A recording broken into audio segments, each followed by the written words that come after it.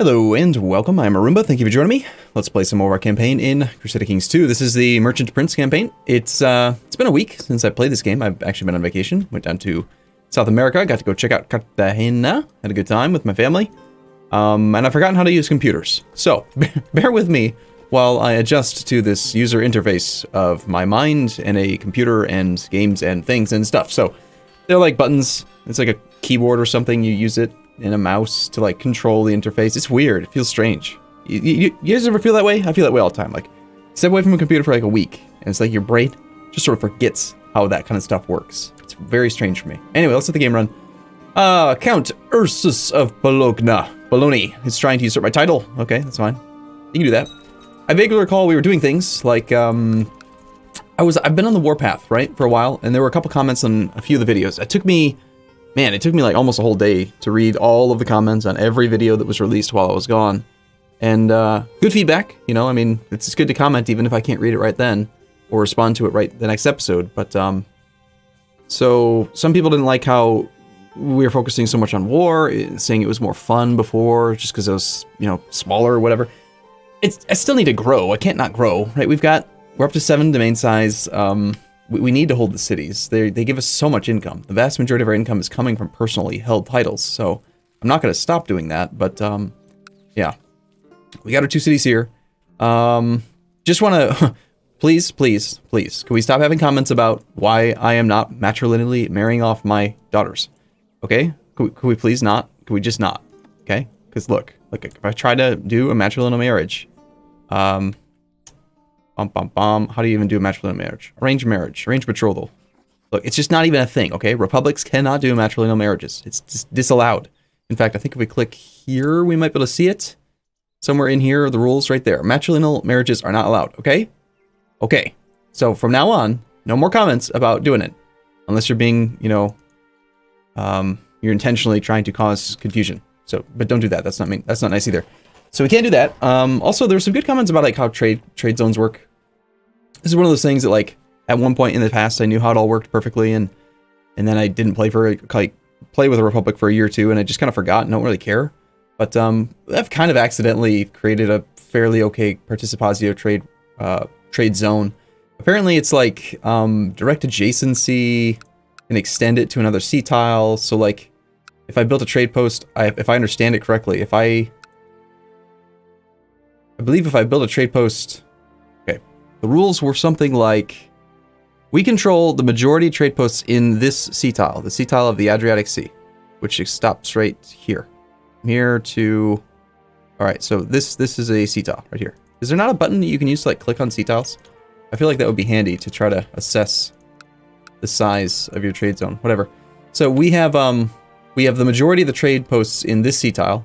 So we get control of it. And then because we have the majority here, the two merge, which is good, because then this number here, the trade zone value, is bigger. Instead of having 2 separate trade zones, we have a singular trade zone, which increases the trade posts and cities multiplier, 82.24 and 40.99.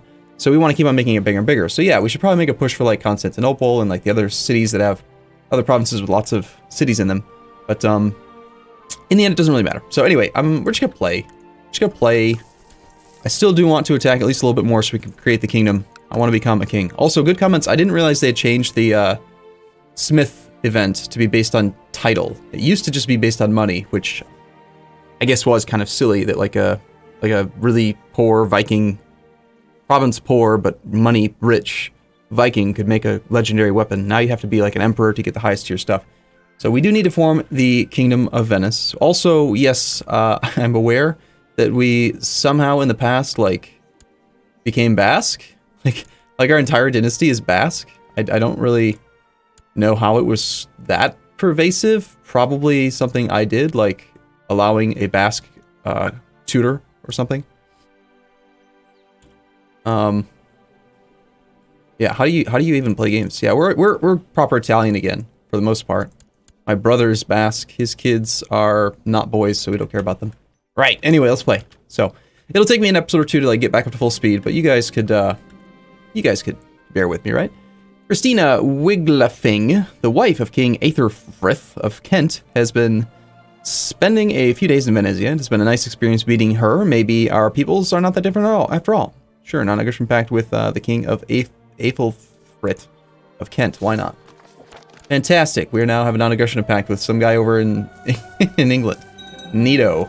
Sick house has been built in the hospital of Venezia. Right, that was another thing I wanted to work on, is I have spent a ridiculous amount of time hiding, and it does affect a lot of the, like, spying on people and doing other things. So I definitely want to continue to upgrade this sick house. Pretty high priority here, I think. Soup kitchen, more disease resistance, and piety, temple vassals. We do also want to work toward getting the buildings that give us technology points, the observatories, and also in the cities, I think we can build universities. They're very expensive, but that gives us economic technology points, which we can use to buy trade post limit. And that's right, isn't it? Trade post limits based on economic? Yeah, trade practices. So if we can keep on working on that, that will give more trade post limit to our other patricians, but that's not really a problem, you know? They can have the money, it's fine, we'll be good. Right now, we're hoping to rank up to Magus, I think, because we're an adept. We are, in theory, if like the current Magus could die, my friend, the Duke of Saxony, if he could die, we could just become the Magus right now for free, and then we could write our book. And that Magus is also very smart dude. Look at all these traits. Holy smokes. He's lost a hand and a leg. Holy crap. He's like a cripple. My crippled friend. He's 71. Let's just, you know, make him a special interest just in case. Hopefully we'll get a pop-up when he dies. But yeah, I think we hold off on doing any esoteric knowledge spending. Oh, cool. You studies. You studies of these celestial spheres are progressing well. You see movements and relationships that you had never dared guess at. Nice. I swear that is like a grammatical error. Ending a sentence with the word at just feels wrong. You know, it should be, like, maybe I'm not even correct on this, but it just feels wrong. It should be, you see movements and relationships that, like, you would kind of like invert the order of these words and then use with which. You see movements and relationships with which you would have never guessed. Or with which you would never have dared to guess. But ending it in at, just feels dirty. Anyway, we gain learning, cool. We're getting, like, almost as smart. We are as smart as our friend. Nice. Nice. How do you play this game? A new great house has risen to the forefront of Venetian politics under Patrician Asciano. With the death of Patrician Berbano. Okay, did he die in my... Yep, he died in my dungeons. Yep. I get it. Some people are, like, also upset that, like, I keep just imprisoning everyone. But that's kind of what you're supposed to do, isn't it? Like, when, like, once you become the Doge, you don't want to stop being the Doge. Why would I stop being the Doge? Like, everyone should just be dead. Like, we should just always be the one to inherit. This guy, the brawny, ambitious, drunk, stressed, homosexual guy, he needs to just, like, die. Why is he not in the oubliette? Throw him in the oubliette. If he dies, then we get to stay the thing forever, and it's great. Our granddaughter needs an education.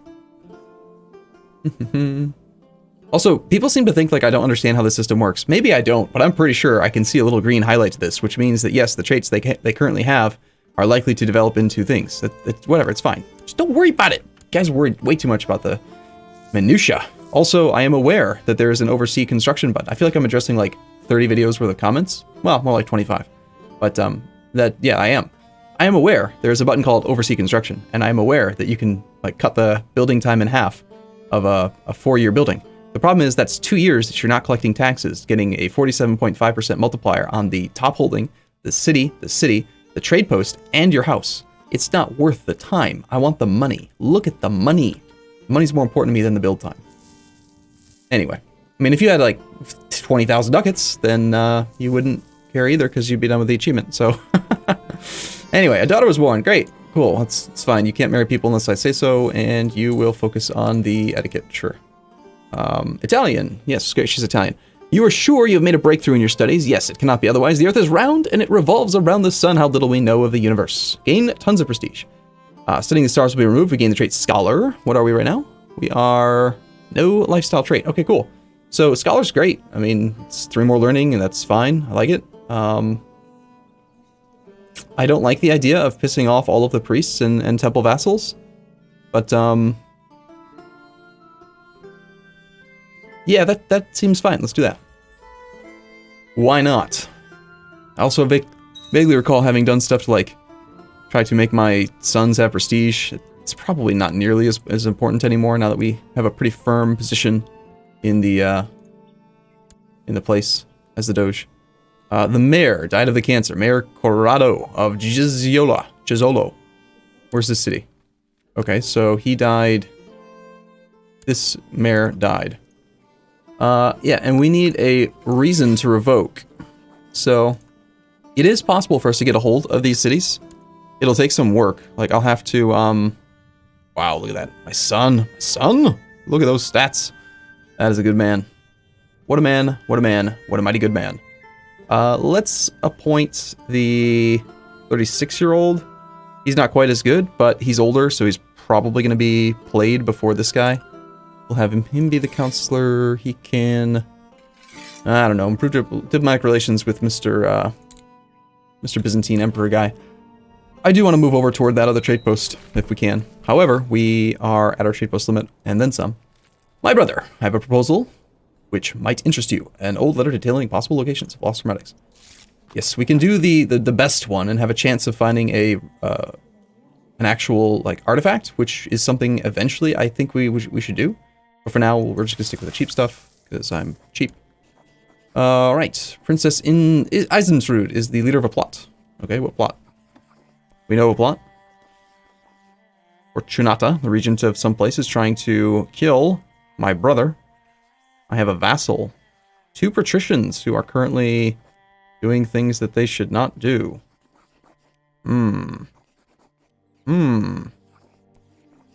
You should stop doing that.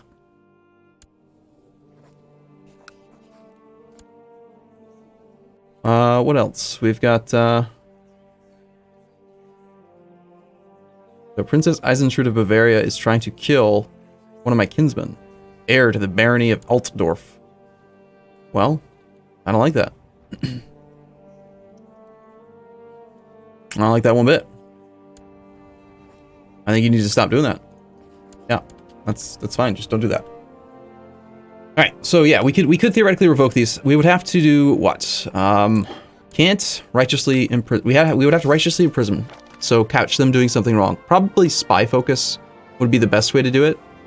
Also, someone had commented just recently, I think 2 videos back, that as a republic, there are some special interactions you can get if you take the intrigue focus, I think it was. You can actually steal money from your other family members, like just steal their treasury. Or I'm not sure if they meant like it was an event you could do, or you could just spy on them and then throw them in prison and then banish them. But I mean, that would cost us our trade post limit if they left. So I don't really want people to die, but I do want them to give me all of their money. You know, it's a small thing. So anyway, how do we play this game? We want to, like, attack this guy again, right? Do we have a truce with you? We do have a truce with you until 868. 5 more years. Could you die? That's so long. All right, I will still try to find opportunities to expand. This rebellion over here, the Byzantine Revolt. What's this all about? Tomais the Fat. You are rather fat. Disgusting, even. You have like a Croatian hat and a fat face. I don't like it. You have 11,000 troops, though, somehow. Because reasons.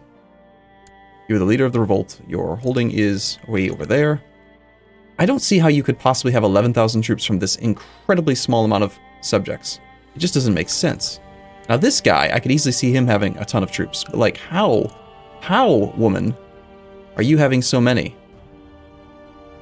Current levy of top liege, 11,991. Current levy of Strategitsa. Strategitsa. Alright, 2,000. I mean, yeah, I'm used to playing as a republic now, so I guess maybe the levy sizes are just a lot bigger for feudal rulers. A while back, apparently, we were the heir to a barony or something. Someone thought we were. This dynasty is rather small. This guy's unwed with no children. This guy died. He does have a little bit of cash. Like, would he die? Alright, let's plot to kill and just see if it is even possible. I think it should be. Typically, if you're the top leader of a province and a sub-vassal of that province dies without any heir, then it will go to the top holder.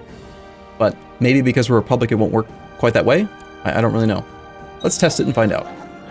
Many years of my life have been spent dedicated to the Hermetic Society, performing missions and tasks in the interest of the Order and its Magus. Today, all that effort has been rewarded as I have become the new Magus. My fellows now look to me for leadership and guidance. Cool, so we did become the Magus. Unfortunately, that came at the cost of our dear friend, Duke Herman the Just of Saxony, who has finally succumbed of severe stress at the age of 72. So we can now hold a grand debate. I don't really want to do that just now. People want me to write books. I would rather build holdings than write a book for 1,000 ducats, so we're not going to do that. Again, I don't know why these never seem to remember the setting every time I reload the game. So whatever, it's fine. We should probably, yes, pay back the loan. Let's just get that out of the way. We borrowed that money really early, and it was helpful, but at this point, we will not borrow money, so we can have the temple vassals like us a little bit better. And I feel like there was something specific I was waiting for after having gotten to Magus. We're going to write our magnum opus. 28 learning, pretty good. All right, let's go get started on this. All right, secluded at my writing desk, quill in hand, and plenty of bottle of ink nearby, I find myself staring down the blank parchment. The sheer scale of the task upon which I am about to embark it dawns upon me. We're gaining prestige from doing this. This is good. My liege, my mission to Orvieto has been a success. Cool. We do have claims that can be pressed. Truce breaker. We could attack the Basilius directly. We could attack the Emperor of Francia to claim Rosello. Basilius. And we've got this one. Claim, seize the city. Seize the city of Ragusa. I mean, is it even a thing that I could actually do? It's currently occupied. What was the other available one with her? Seize the city of Kotar and Zeta. I mean, we could theoretically get it. Who controls that trade post? Oh, I do. So we could have another city to our name. I believe, I'm 90% sure that the way that cities work, again, there could be comments easily down below that explain I'm completely wrong on this, but the way that cities work, if you're not a republic, not a merchant republic, is that this guy will not marry, and he will not have kids, and when he dies, it will just be a new randomly generated character, an NPC that will have, generally speaking, high stewardship, and he inherits all the money, and then he just controls the city over and over and over and over and over again. But as a republic, I'm 90% sure if I give a city to my son, for example, he will become a vassal. He will still technically be an adult who is in my court because he's my direct vassal, so he should count for the trade post limit. And if he dies, it should not go to a randomly generated courtier. It should go to his son. Same way that we keep inheriting all the cities as we die. So having more than 7 cities right now is probably still a good thing to go for. Pirates have been marauding in increasing numbers all along the coast of Venice recently. Worse, there's a rumor among the common folk that the pirates are being aided by Kentish agents, the petty king of Kent. All right, I will write letters to him. We have a new grandson named Pietro, and he's strong. Cool. He will have thrift focus. All right, cool. I'm going to take a short break here. I'll be back in the next episode. Let me know what your thoughts are below. Tell me all the ways that I'm wrong. That's fine. I'm good with that. That sounds great. All right, I'll see you guys in the next episode. See you soon.